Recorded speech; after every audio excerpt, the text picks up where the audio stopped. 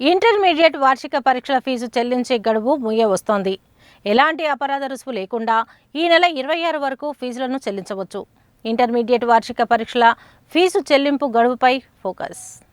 తెలంగాణ రాష్ట్రంలో ఇంటర్మీడియట్ వార్షిక పరీక్షలు 2025 ఫిబ్రవరి, మార్చి నెలల్లో జరగనున్నాయి. ఫిబ్రవరిలో ద్వితీయ సంవత్సర విద్యార్థులకు ప్రాక్టికల్ పరీక్షలు, మార్చిలో ప్రథమ సంవత్సర, ద్వితీయ సంవత్సర విద్యార్థులకు థియరీ పరీక్షలు జరగనున్నాయి. ఈ పరీక్షలకు ఫీజుల వివరాలు, చెల్లించే గడువును తెలంగాణ ఇంటర్ బోర్డు ఇప్పటికే ప్రకటించింది.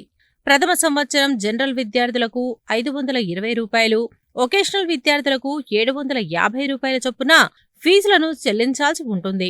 ద్వితీయ సంవత్సరం ఆర్ట్స్ గ్రూప్ విద్యార్థులు సైతం 520 రూపాయలు చెల్లించాల్సి ఉంటుంది. ద్వితీయ సంవత్సరం సైన్స్ విద్యార్థులు మరియు వొకేషనల్ విద్యార్థులు 750 రూపాయల చొప్పున పరీక్ష ఫీజు చెల్లించాల్సి ఉంటుంది. ఎలాంటి అపరాధ రుసుము లేకుండా ఈ నెల 26 వరకు పరీక్షల ఫీజులను చెల్లించాలి. 100 రూపాయల అపరాధ రుసుముతో నవంబర్ 27 నుండి డిసెంబర్ 4 వరకు పరీక్ష ఫీజులను చెల్లించవచ్చు.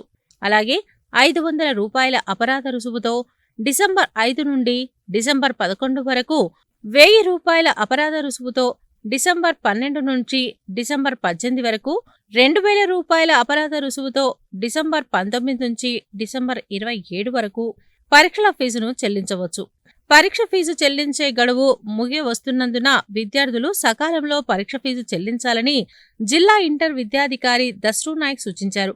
నల్గొండ జిల్లాలో ప్రథమ సంవత్సర విద్యార్థులు 14,402 మంది, ద్వితీయ సంవత్సర విద్యార్థులు 14,200 మంది విద్యను అభ్యసిస్తున్నారని, అందరు విద్యార్థులు సకాలంలో ఫీజులు చెల్లించి పరీక్షలకు సంసిద్ధం కావాలని కోరారు.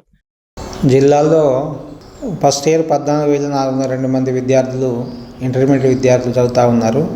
అదేవిధంగా సెకండ్ ఇయర్ విద్యార్థులు 14,200 మంది విద్యార్థులు చదువుతూ ఉన్నారు.